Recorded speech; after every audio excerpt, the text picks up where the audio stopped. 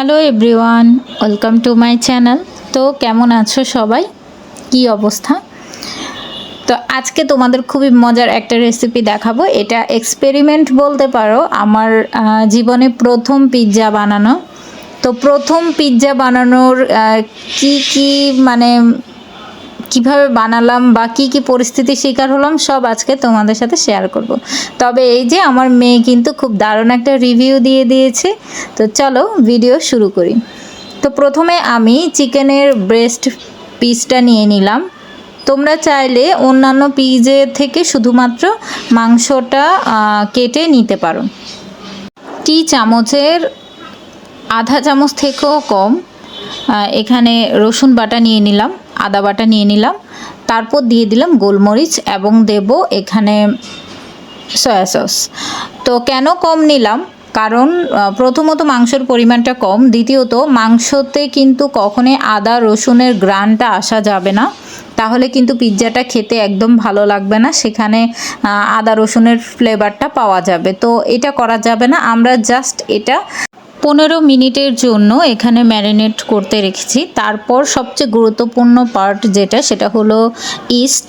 তো এখানে আমি 1 চামচ ইস্ট, একটু চিনি, আর এই চিনি বলতে 1 চামচের মতোই দিয়েছি, আর সহ্য করার মতো গরম জল, মানে গরম জলটা এত বেশি না, মোটামুটি যেন সহ্য করতে পারি এরকম দিয়ে আমি 1 ঘন্টার মতো ভিজিয়ে রেখেছি। তারপর দেখো আমার ইস্টটা পুরো প্রপার রেডি হয়ে গেছে, ফুলে গেছে। তারপর সেখানের মধ্যে আমি দিয়ে দিলাম লবণ, আর এখানে আমি প্রায় 1.5 কাপের মতো ময়দা নিয়ে নিয়েছি। আটা না নেওয়াই ভালো, ময়দাই নিতে হবে। আর এখানে আমি আমার পরিমাণ মতো নিয়ে নিয়েছি, তোমরা চাইলে ইস্টটা বাড়িয়ে তারপর তোমরা ময়দার পরিমাণটা বাড়াতে পারো। তো যেহেতু আমি একটা পিৎজা করব, মোটামুটি 9 থেকে 10 সেন্টিমিটারের মতো, তাই আমি এখানে আমার মতো করে নিয়ে নিয়েছি। তারপর দিয়ে নিলাম সাদা তেল, তারপর ভালো করে মেখে সেটাকেও ম্যারিনেট করতে এভাবেই ঢাকনা দিয়ে ঢেকে রাখবো প্রায় 1 ঘন্টার মতো।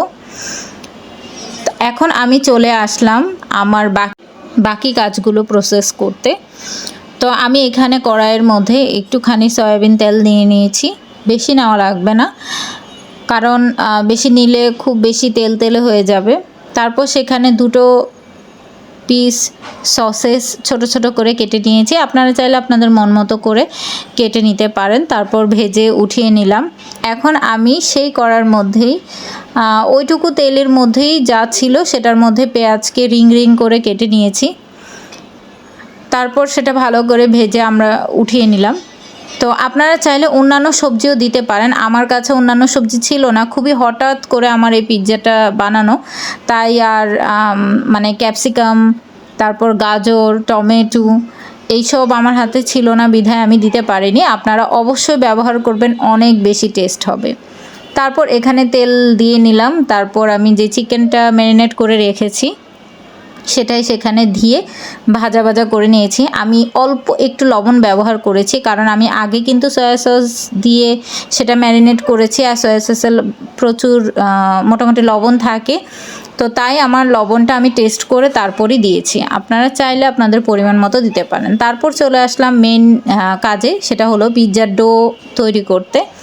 তো আমি আপনাদের দেখিয়েছি যে আমি 1 ঘন্টার মতো আমি পিৎজার ডোটা রেডি করে সেটা ঢাকনা দিয়ে রেখে দিয়েছি। সেটা দেখেন কি পরিমাণ ফুলে গেছে, ফুলে একদম ডাবল হয়ে গেছে।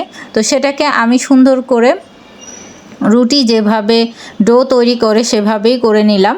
একটুখানি বেলে আমি এখন যে প্যানটাতে তৈরি করব চুলায়, সেই প্যানে দিয়ে দিলাম। তারপর এভাবে কাঁটা চামচ দিয়ে একদম ফুটো ফুটো করে নিয়েছি। এটার কারণ হলো আপনার পিৎজাটা অতিরিক্ত ফুলে যাবে না, মানে পাউরুটির মতো ফুলে যাবে না। পাউরুটির মতো ফুলে গেলে আসলে টেস্ট হয় না, তাই এখানে যত পারবেন ততই ছিদ্র করবেন। আমার যেহেতু প্রথম বানানো, তো প্রথম এক্সপিরিয়েন্সটা অন্যরকমই হয়, অনেক বেশি মেসি হয়ে গিয়েছিল আমার রান্নাঘর, মানে একদম ছড়িয়ে ছিটিয়ে গিয়েছিল সব। তো এই যে আমি এখন 2 রকমের সস দিয়ে নিয়েছি, সেটা একটা হলো টমেটো সস, একটা হলো বারবিকিউ সস। তো 2 রকমের সস দিলে কি হয়, টেস্টটা অনেক বেশি খুবই মজাদার হয়। এখানে সসটা একটু বেশিই দিতে হবে। তারপর ভালো করে সেটা ছড়িয়ে ছিটিয়ে দিয়েছি। তারপর এখন আমি মোজারেলা চিজ নিয়ে নিয়েছি, দেখিয়েছি আপনাদের ভিডিওতে যে কোন ব্র্যান্ডের নিয়েছি। কিছুটা এখন দিব আর অনেক বেশি করে সেটা একদম পরে দিব, দেখতে পারবেন। এখন এই যে আমার মেয়ে, তো ওর জন্যই আসলে আজকে হঠাৎ করে পিৎজাটা রেডি করা, কারণ ও অনেক বেশি জেদ করছিল যে মা আমি পিৎজা খাবো, পিৎজা খাবো। তো বাইরে যাওয়াটা পসিবল ছিল না, তো ভাবলাম কি ঘরেই রেডি করে ফেলি। তারপর উনি তো এখানে সাজানোর জন্য চলে এসেছে, তার একটাই দাবি সে নিজে বানাবে। তো ওরে নিয়ে আসলে কাজ করাটা একটু মুশকিল হয়ে যায়, তবে আমি মনে করি যে বাচ্চাদের এইভাবে যদি কাজে লাগানো যায় তাহলে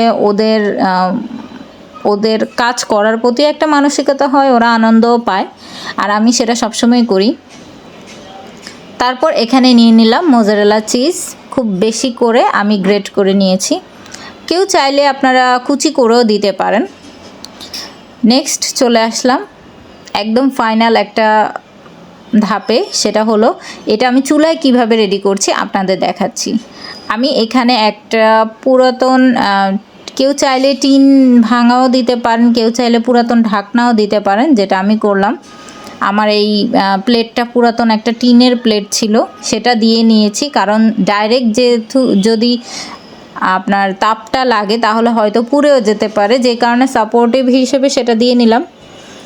তারপর এখন ফিরে আসছি প্রায় আধা ঘন্টা থেকে 35 মিনিট, 30 থেকে 35 মিনিট পর। একদম রেডি, একদম রেডি। আমার এত ভালো লাগছে, অ্যাকচুয়ালি আমি বানাতে পারবো কিনা জানি না, আপনাদের পিছনটা দেখাচ্ছি।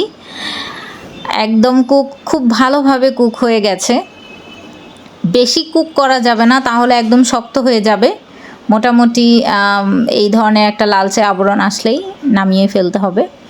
তো আমার পুরো চিজটাই মেল্ট হয়ে গেছে, খুব দারুণভাবে ছড়িয়ে ছিটিয়ে গেছে। এখন আমি আমার কিছু কিছু জায়গায় চিজটা একটু কম হয়েছিল, মানে জাস্ট এইটুকু অংশে, সেটা আমি বুঝতে পারি না, যখন মেল্ট হয়েছিল ঢাকনাটা উঠানোর পর বুঝেছি। তো আমি আরেকটু চিজ দিয়ে নিয়েছি, আবার ঢাকনা দিয়ে নিয়েছি। তারপর বেশি না, 2 থেকে 3 মিনিট পর আসলাম, যাতে চিজটা একদম গলে যায়, সেটার জন্যই। দেখেন এই 2-3 মিনিটে আমার এই জিনিসটা আরেকটু লাল লাল হয়ে ক্রিস্পি হয়ে গেছে। একদম ফাইনালি রেডি, আমরা খাওয়ার জন্য একদম প্রস্তুত। তো আমার মেয়ের রিয়াকশান ফার্স্টে দেখেই বুঝতে পারছেন যে কেমন হয়েছে বলো তো জয়শ্রী? অনেক ভালো হয়েছে, tasty, yummy yummy, super super. মামা খুব ভালো বানিয়েছি? হ্যাঁ। তাই? হ্যাঁ। দেখো আমরা খেয়ে পুরো প্লেট শেষ করে দিয়েছি, তাই না মা? হ্যাঁ। তো আমার এই রেসিপির ব্লগটা কেমন লাগলো আপনারা অবশ্যই কমেন্ট করে জানাবেন। Thanks for watching. আমার ভিডিওটা দেখার জন্য বেশি বেশি করে লাইক দিবেন আর আমার চ্যানেলটা সাবস্ক্রাইব করবেন।